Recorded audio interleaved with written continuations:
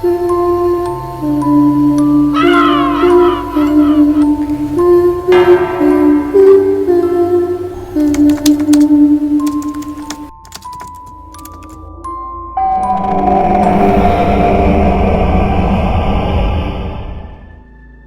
nila, ang bawat panlilinlang ay may kaakibat na kabayaran mula sa tadhana.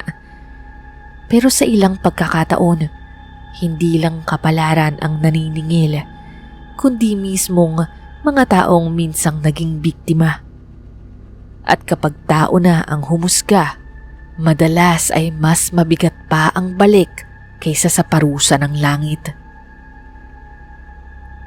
Misteri. Tungkol po rito ang istoryang nais kong ibahagi sa inyo. Isa itong kwentong panlilinlang, pagkakasala at isang uri ng paghihigante na hindi ko inakalang darating.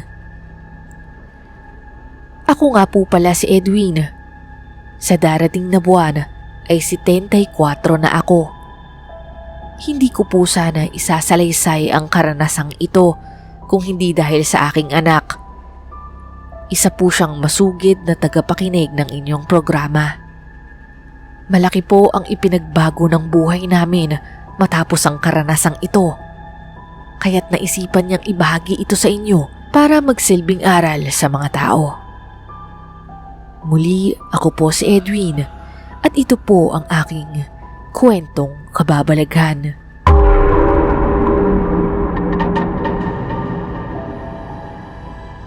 Sir, ayos na ho yung sasakyan nyo. Pang-overhaul na ho talaga yung sira kaya yun na rin po ang ginawa ko. Mausok na at tumatalsik pa yung langis. Mabuti na lang at nadala nyo agad sa akin. Oo nga pero ang bigat ng gastos, akala ko simple lang ang problema. Yun na nga akala natin maliit lang. Pero pag pinatagal, nako, mas malaki pa ang magagastos nyo. O baka hindi na nga magawa ng paraan yan Mapapabili ka pa ng bagong sasakyan. Di mas malaki pa yung gastos, di ba? Sa bagay, tama ka. Oo sige, salamat You're always welcome, sir. Isa po akong mekaniko, misteri. Bata pa lamang ako ay naiengganyo na ako sa mga sasakyan mula nang maging assistant ako ng isang sikat na mekaniko sa aming lugar nung ako'y 14 anyos pa lamang. Kahit hindi niya ako direktang tinuruan, natutunan ko ang karamihan ng nalalaman ko sa panonood at pag-oobserba sa kanya.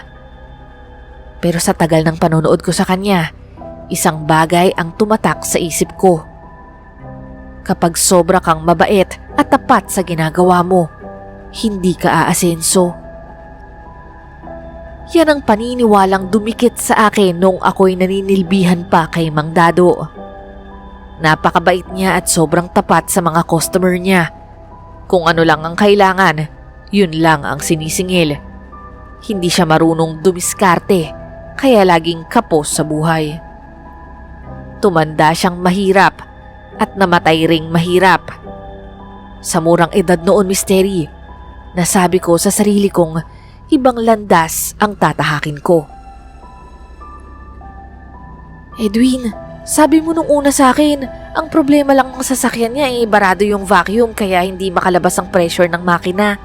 Ang bilis lang nung ginawa mo hindi ka naman bumili ng bagong pyesa. Ano ka ba? Natural, hindi ko sasabihin yung totoo Magkano lang ang kikitain ko doon. Hindi katulad nung sinabi kong overhaul. O tingnan mo, ang laki ng kinita ko ngayon. Kailangan natin ng pera. Magbubukas na naman ang klase. Ang dami na namang kailangang bilhin para sa eskwela. Tapos may uniforme pa. Ay nako Edwin, pag nalaman ng customer mo yan, baka magalit sila. O kaya naman hindi na bumalik sa'yo, mawala na ng tiwala. Di wag. Marami pa naman akong customer Alaga ko yung mga sasakyan nila at ako lang ang may kabisado sa mga yun. Kaya nga di ba? Pag sa'yo nila pinapagawa, hindi mo lubos na inaayos para bumalik ulit matapos ang ilang buwan. Paano kung magsawa sila sa kakapagawa at sumubok naman sa iba, tapos mabubuking ka ng ibang mekaniko? Aba, mawawalan ka ng customer niyan. Alam mo, ang dami mong iniisip. Masyado kang namomroblema sa buhay. Ayaw mo ba nun? Ginagawa ko to para sa pamilya natin. May dalawa kaming anak ni Pamela, Misteri. Nakilala ko siya noong 17 pa lamang ako at maaga kaming nagsama at nagkaanak. Nang magkasakit si Mang Dado, ako na ang nag-alok na ipagpatuloy ang mga serbisyong dati ay siya ang gumagawa. Misteri, masasabi kong fast learner ako dahil sa kaunting itinuro sa akin ni Mang Dado, napakarami kong natutunan. Sa sarili ko na rin ako natuto kalaunan. Noong una, tapat naman ako sa mga customer. Pero kalaunan, unti-unti, nagdadagdag na ako ng presyo. Bumibili ako ng mas murang pyesa kaysa sa pinangako ko sa kanila. O kaya naman, gumagawa ako ng iba't ibang mga diskarte. Basta mas malaki ang kitain ko. Sa isip-isip ko, hindi naman nila malalaman yun. Basta't magawa ko ang sasakyan nila, masaya na sila. Putput, sabihin mo sa darating na babae, hindi na ako nagtatalyer dito ha.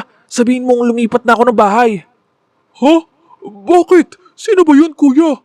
Basta, yun na lang ang sabihin mo ha. Dali na, parating na siya.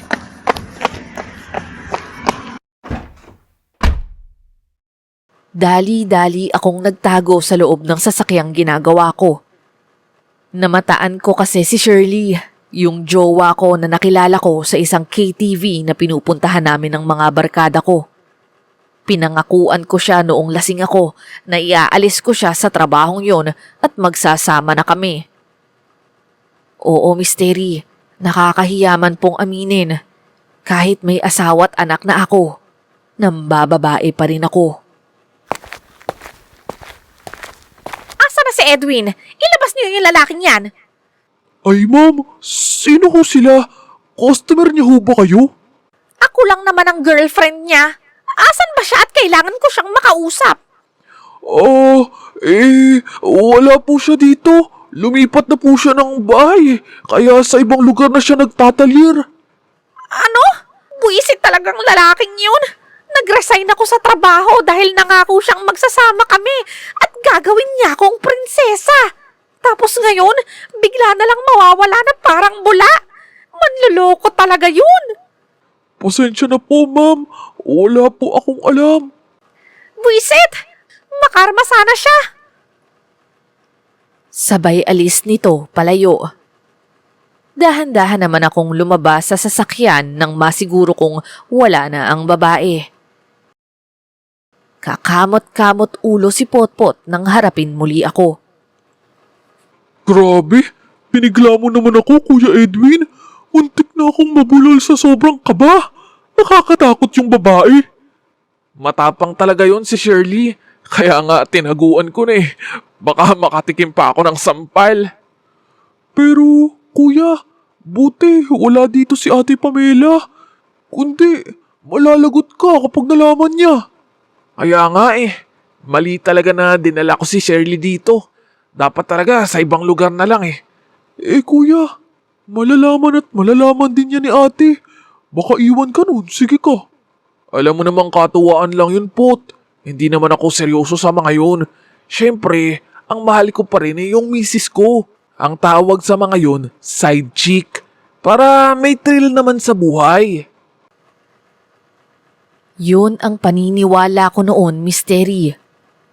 Lahat ng mali kong ginagawa sa paligid ko, may katwiran ako. Pakiramdam ko, mas marami pang mas masahol na tao kaysa sa akin. Mga magnanakaw, mamamatay tao, adik. Para sa akin noon, mababaw lang ang mga kasalanan ko. Kaya wala akong pakialam at wala rin akong balak tigilan ang mga kalokohan ko. Isang araw, habang naglalakad ako at abalang naghahanap ng piyesa ng sasakyan, bigla akong tinapik ng isang kilalang tindero ng hardware. Edwin, ano na? Ang tagal na mula nang umorder ka sa akin ng gulong ah. Hanggang ngayon, hindi mo pa nababayaran yung kalahati. Uy pre, ikaw pala yan.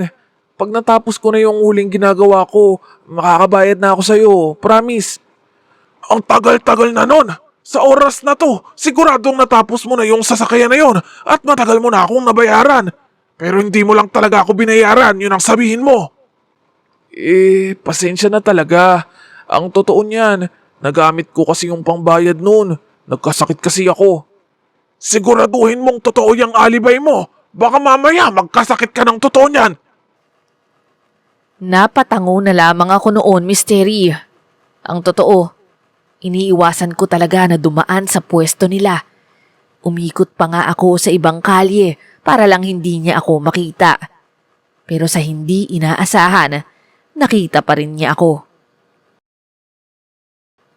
Pag uwi ko sa bahay ay hindi ko mapigilan ang inis na nararamdaman ko. Kakainis talaga. Nakita pa ako kahit todo iwas na. Bakit kasi hindi mo pa binayaran noon? Diba sinabihan na kita magbayad ka na kasi mauubos lang yan sa kung ano-ano. Nagbabaka sakali kasi kung makalimutan na nila Kaso hindi nga nakalimutan diba? So anong ibabayad mo ngayon? Nagasta mo na.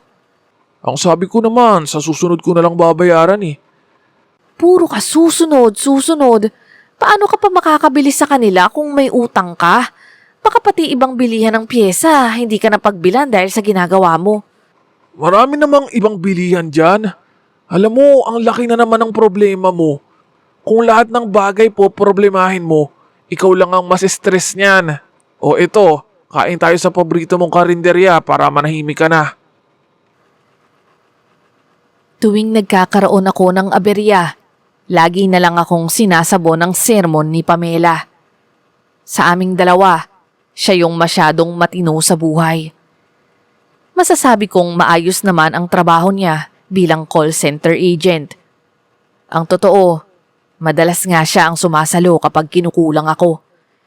Pero kahit papaano, Mystery, dahil sa ginagawa kong style o diskarte, malaki rin naman ang naibibigay ko sa kanya. Pero ayaw niya nga sa ginagawa ko at madalas siyang naiinis. Lalo na kapag naiisip niyang baka siya o ang mga anak namin ang madamay. Kinabukasan ay meron ulit na lumapit sa akin upang magpagawa ng sasakyan. Isa itong lumang owner. Excited akong gawin ito dahil mahilig ako sa ganitong klase ng sasakyan. Ganitong-ganito ang kauna-unahan kong inayos at inaral, kaya alam kong bihasa ako pagdating rito. Tulad ng dati, sinabi ko sa customer na kailangang magpalit ng ilang pyesa kahit hindi naman talaga kailangan.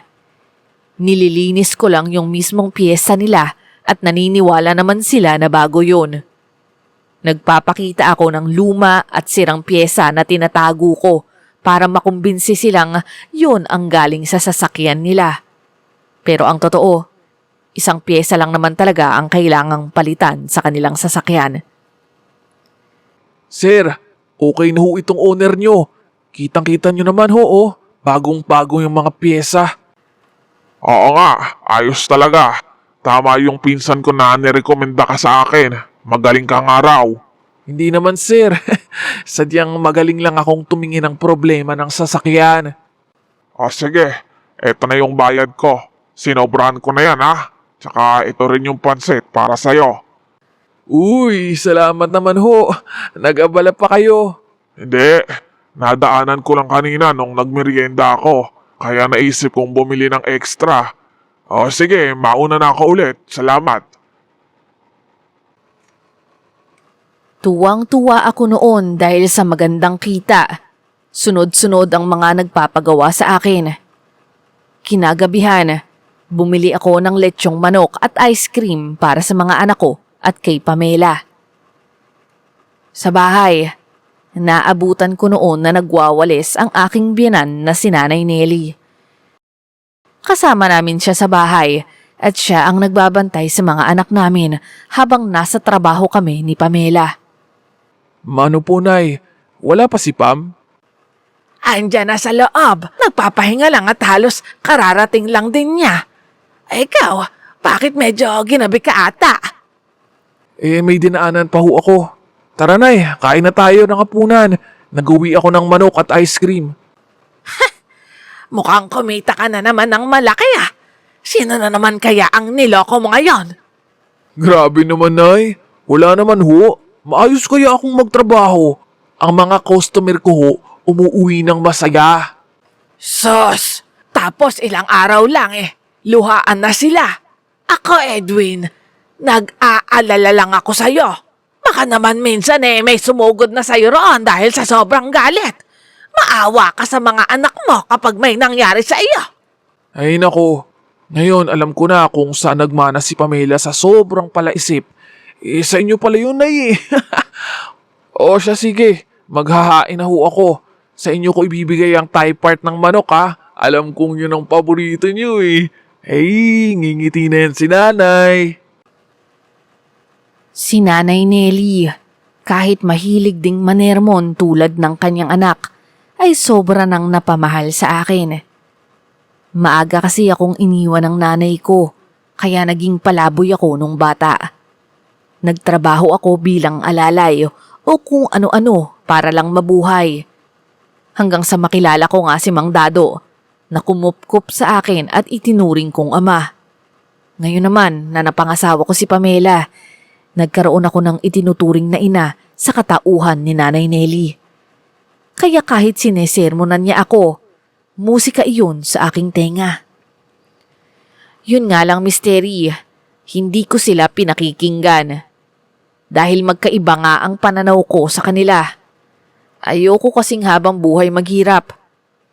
At bukod ron, sa paniniwala ko sa mundo natin ngayon, dalawa lang ang klase ng tao. Yung manloloko at yung naloloko. At ayokong mapunta sa naaagrabyado.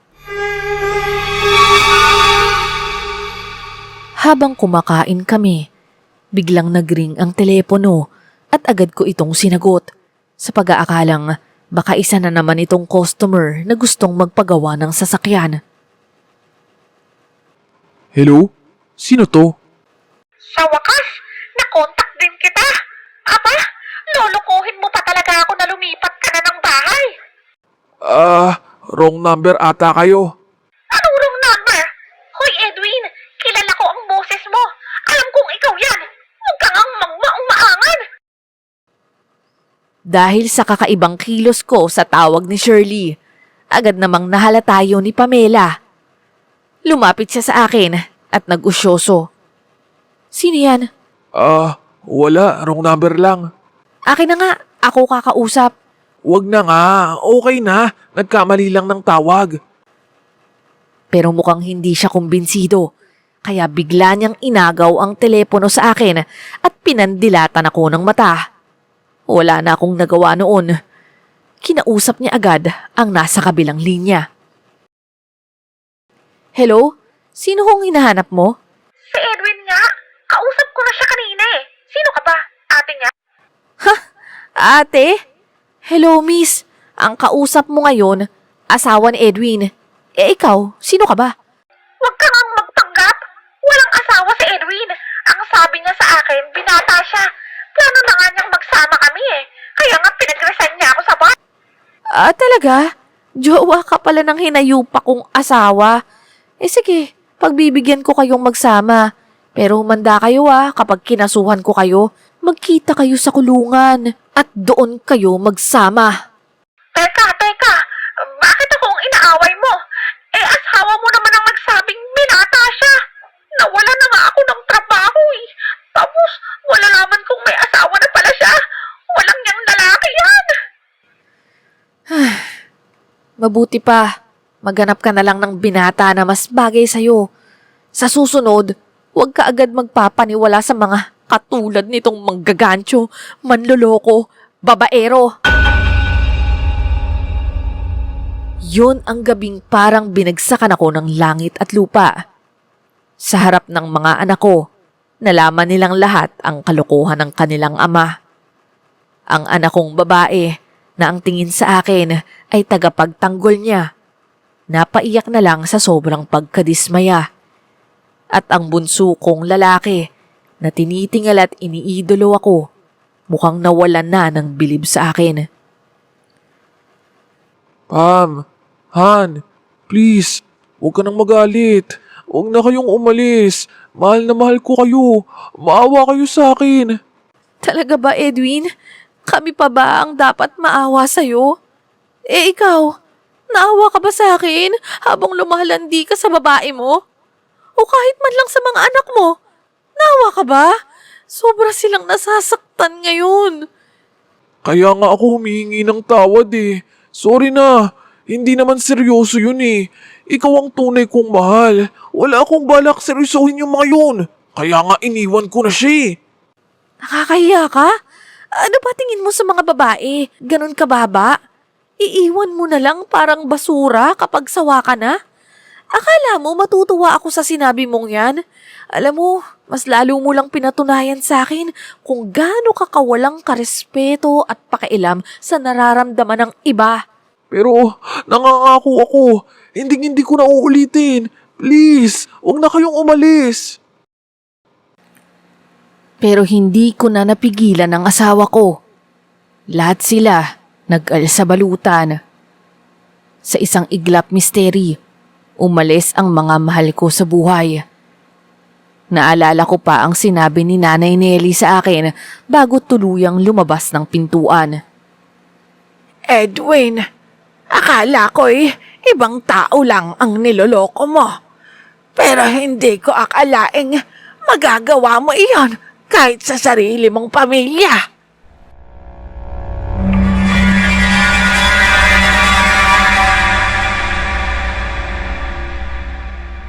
Noong gabing yon ang unang gabing nakaramdam ako ng matinding pag-iisa.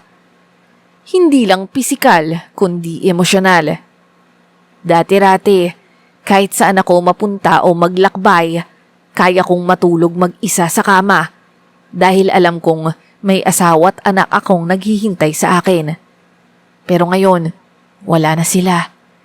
Galit silang lahat sa akin. Kaya't natulog akong lumuluha. Kinabukasan, pagkagising ko pa lang, ramdam ko na agad ang bigat sa katawan ko. Para bang magkakatrangkaso ako o lalagnatin. Hindi ko maigalaw ng maayos ang mga braso ko dahil sa sobrang panlalata. Nangangati rin ang leeg at likod ko. Iniisip ko kung may kumagat ba sa akin o baka naman may allergy lang. Pero binaliwala ko na lang at nagtrabaho pa rin ako.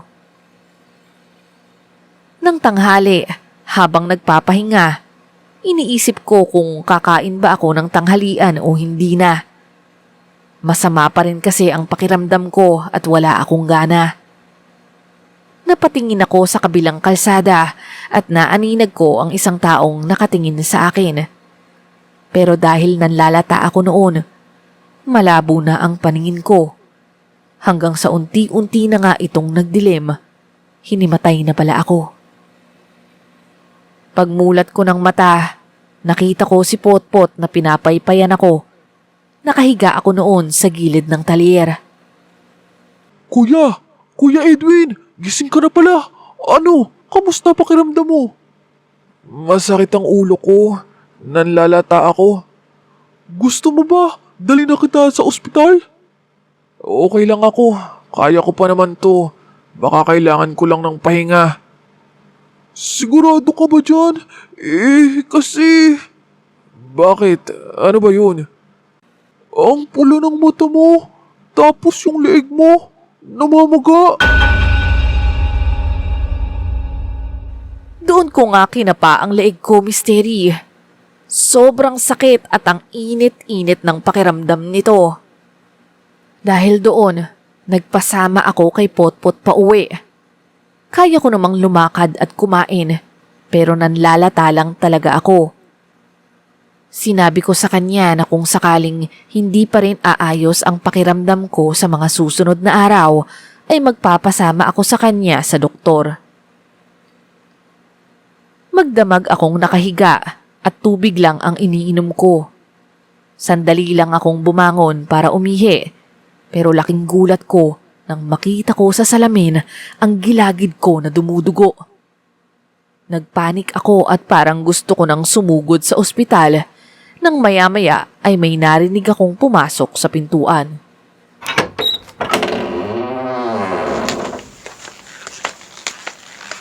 Edwin, nasa bahay ka na ba?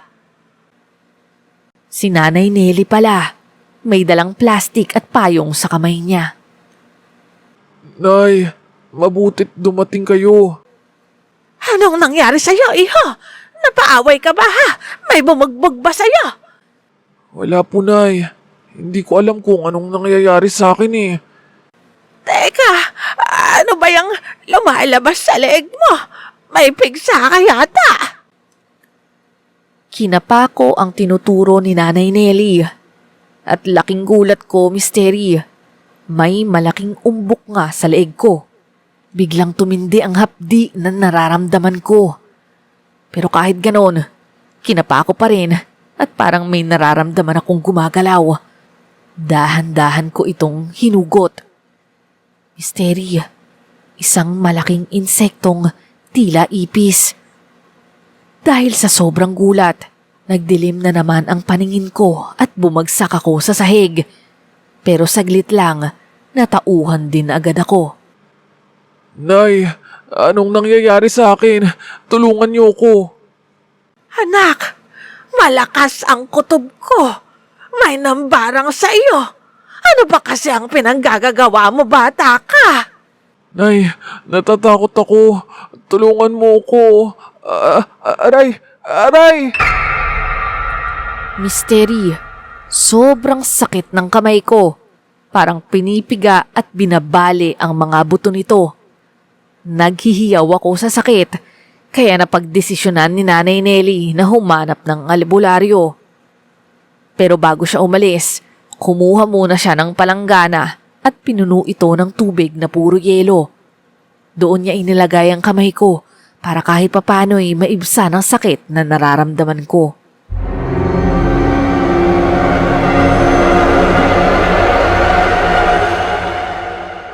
Misteri, habang mag-isa ako noon sa bahay, bigla akong nakaramdam ng kung ano sa aking balat. Parang mga insektong gumagapang. Akala ko nung una, guni-guni lamang. Pero habang lumilipas ang mga minuto, tila ba may matutulis na karayom na pumapasok sa aking laman. Tumutusok, humihigop ng lakas. At habang ako'y humihinga, pakiramdam ko may mabigat na nakadagan sa dibdib ko. Misteri, hindi na ito simpleng lagnat. Hindi ito trangkaso at hindi ito simpleng karamdaman. Tama nga si Nanay Nelly, binabarang ako.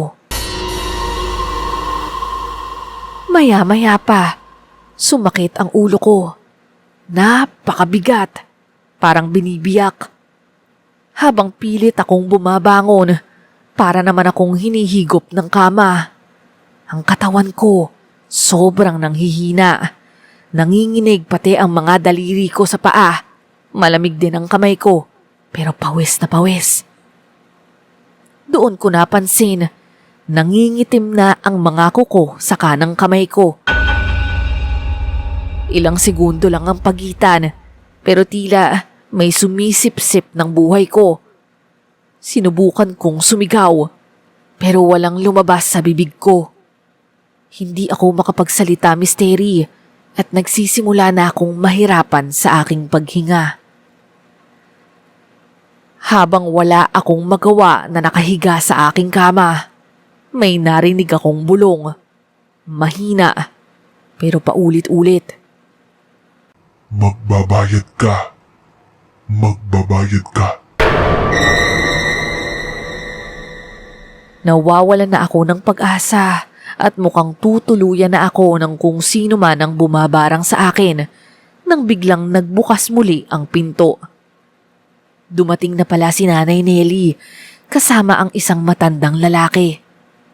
Bukod roon, Misteri, dumating din si Pamela at ang dalawa kong anak. Papa! hagulgol ng anak ko. Nakita ko rin na lubos na umiiyak ang asawa ko. Alam kong kahit galit na galit siya sa akin, nasasaktan siya sa nararanasan ko. Kyle Yung, tulungan niyo ang asawa ko. Matutulungan ko lamang siya kung tutulungan niya rin ang sarili niya. Paano niya magagawa iyon? Ganyan na ang kalagayan niya. Kailangan niyang isipin kung sino ang taong may pakay sa kanya ng masama, yung may galit sa kanya. Edwin, alam kong hirap kang magsalita, pero baka may naiisip kang taong lubos na nagagalit sa iyo. Pinilit ko namang magsalita noon, Misteri, kahit hapding-hapdi na ang mga labi ko. Nay, marami akong nagawang kasalanan. Hindi ko maisa-isa. At hindi ko rin alam kung sino ang may kakayahang gumawa nito sa akin. Baka naman yung babaeng niloko mo. Maaari tayong humingi ng tawad sa kanya. Si Shirley. Shirley ang pangalan niya. Pero hindi ko alam kung taga saan talaga siya. Wala rin akong numero niya. Hindi kaya yung inutangan mo ng pyesa o yung customer mo nung nakaraan? Malamang, mas matindi pa doon ang atraso mo at hindi lang dahil sa pera. Hindi ko alam. Wala akong ideya kung sino ang gagawa sa akin ito. Kung ganoon, ipapaalala ko sa iyo.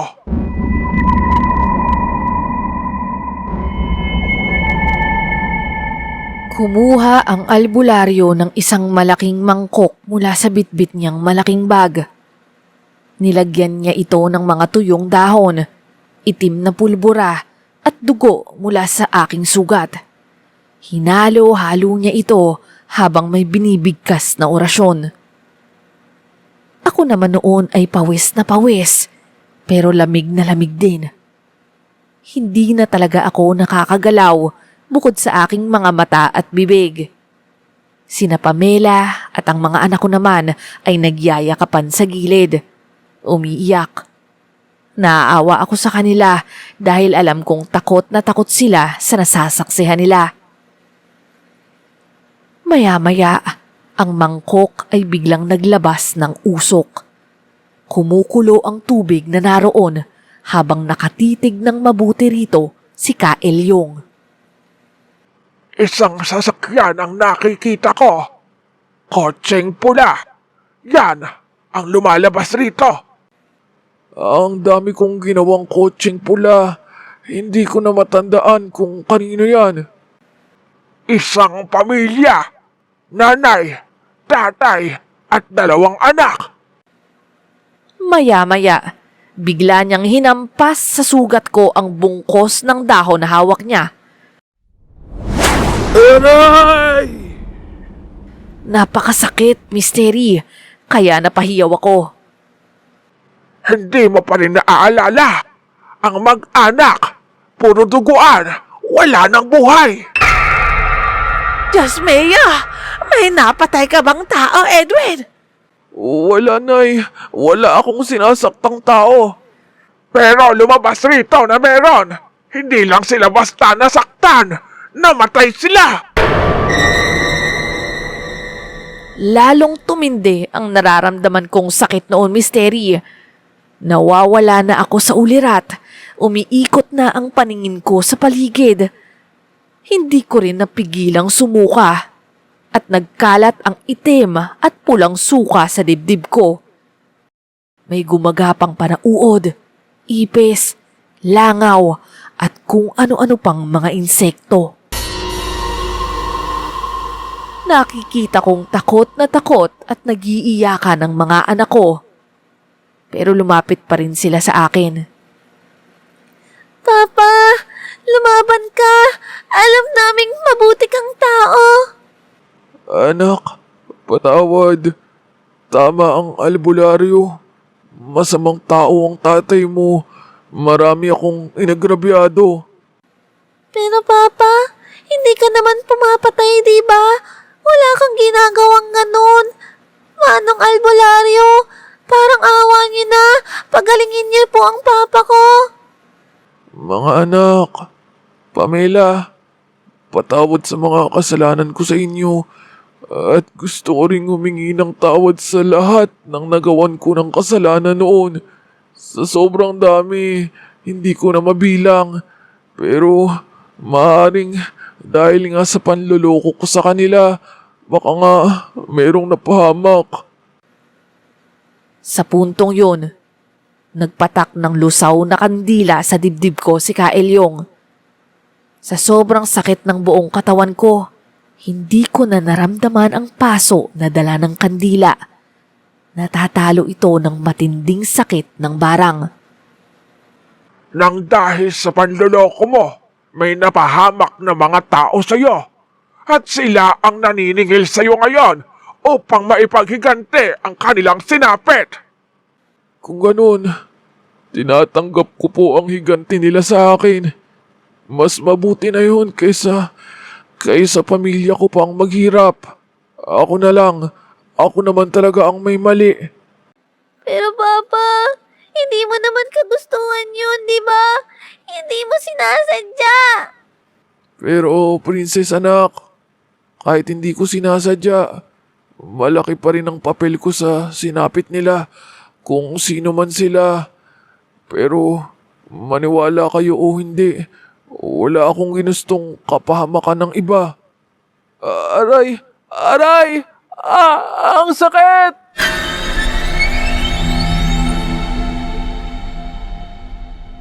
Bigla akong nakaramdam ng pinakamatinding sakit sa buong buhay ko. Akala ko misteri, iyon na ang katapusan ko. Pero matapos nun, nagpatong ng panyong kulay puti si Kaelyong sa dibdib ko at sabay guminhawa ang pakiramdam ko. Hindi ko na namalayang nakatulog pala ako noon at paggising ko, yumakap sa akin ang bunso kong anak na si Peter. Anak, panaginip ba to? Buhay pa ako at kasama ko pa rin kayo. Oo, Edwin. Hindi ka namin iiwan. Kahit na nasaktan mo kami. Mahal ka namin ng mga anak mo. Kaelyong, malaki ang pasasalamat ko sa pagtulong nyo sa akin. Mabuti na lang at nakasalubong namin siya pa uwi. Wala akong kilalang albularyo kung saan-saan na kami naghanap ni Pamela. Oo nga. Mabuti na lang at nilapitan kami nitong si Kaelyong. Salamat po ng marami, Kaelyong. Sa puntong yon, biglang tumayo mula sa pagkakaupo si Kaelyong at lumapit sa akin. Nakita kong may luha sa kanyang mga mata. Hindi nagkataon na makita niyo ako roon. At hindi pagtulong ang nais ko kaya ako lumapit sa inyo. Ang totoo, nais kong masaksihan ng dalawang mga mata ko ang paghihirap ng taong pumatay sa pamilya ko. Nagulantang kaming lahat sa narinig. Pati ang mga anak ko ay nakanganga sa gulat. Nakatitig lang sa matanda. Maya-maya, ito ay yumuko at humagulgol. Kaelyong, ang ibig mo bang sabihin, ikaw mismo ang gumawa nito sa manugang ko? Oo, ako nga at wala nang iba. Kung ano man ang nagawa niya sa pamilya mo, patawad ng sobra. At kahit pa ganoon nagpapasalamat pa rin kami sa pagligtas mo sa kanya. Pero, maaari ba naming malaman ang buong katotohanan sa likod ng paghiganti mo? Ang anak ko na si Elsa at ang asawa niyang si Carding, kasama ang kanilang dalawang magagandang anak, mga apo kong minamahal, ay umalis isang araw. Nagbiyahe sila upang mamasyal, pero sa gitna ng mabilis na takbo ng kanilang sasakyan, biglang huminto ang makina. Sa isang iglap, bumangga sa kanilang likuran ang isang malaking truck. Wala ni isa man sa kanila ang nakaligtas.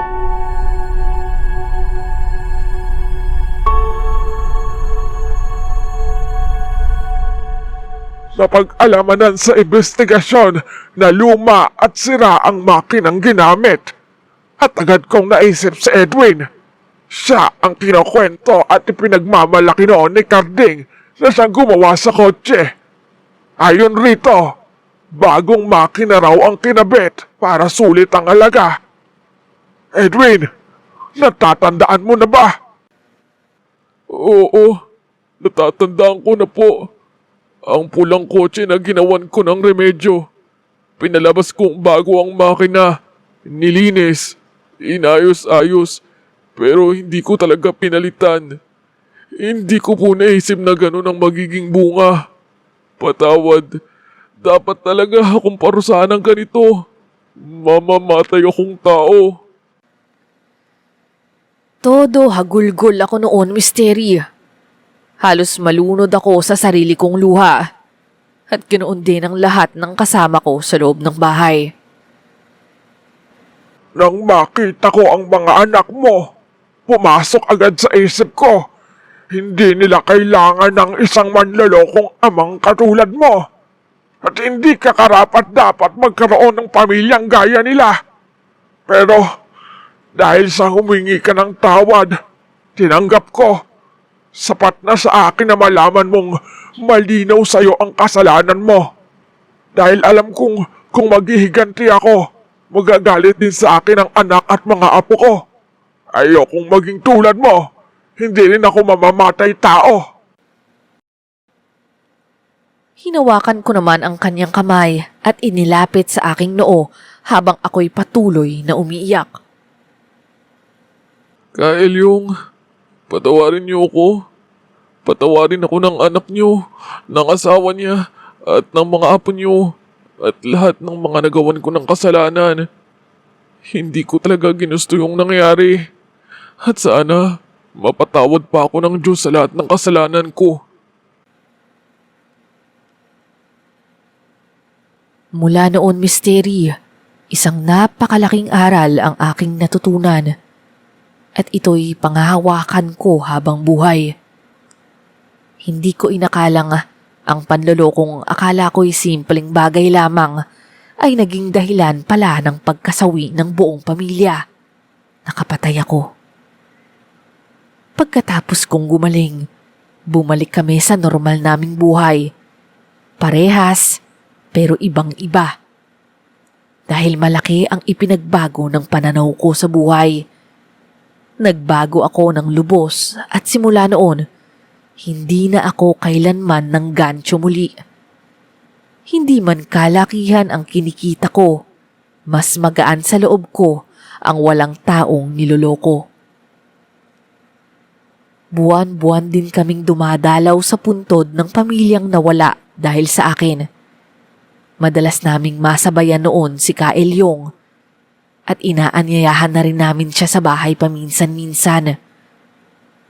Alam kong mahirap para sa kanya na makita ang taong responsable sa pagkawala ng kanyang mga mahal sa buhay. Pero nakita ko rin sa kanya ang pananabik sa pamilya na makakasama. Tinuring siyang lolo ng mga anak ko at habang lumalaki sila, namamasyal pa nga sila kasama si Nanay Nelly. Kami naman ni Pamela ay nagkabalikan. Pinatawad niya ako kahit alam kong napakahirap nun para sa kanya. Ang totoo niyan, Misteri, may mga pagkakataong nahihiya pa rin akong humarap sa kanila dahil sa sobrang laki ng naging kasalanan ko, pero nagawa pa rin nila akong patawarin. Kaya hanggang ngayon, tinatanaw ko yon bilang isang utang na loob, isang biyaya ng kapatawaran. Sa ngayon po, sa awa ng Diyos, buhay pa rin sina Kaelyong at Nanay Nelly. Parehong matanda na at nasa aming pangangalaga. Hindi na sila gaanong nakakatayo at nakakalakad, pero nakakapanood pa naman sila ng telebisyon at may panahon pa ring masiyahan sa piling namin. Ako naman po ay tumigil na sa pagmemekaniko. Masakit na kasi ang mga kamay ko. Si Princess, na isa ng guro ngayon, ang tumutulong sa gastusin kasama ang kanyang ina. Hanggang dito na lamang po, Misteri. Sana po ay maraming makarinig ng kwentong ito at naway magsilbing leksyon at paalala, lalo na sa mga taong katulad ko, na hindi pa huli ang lahat para magbago.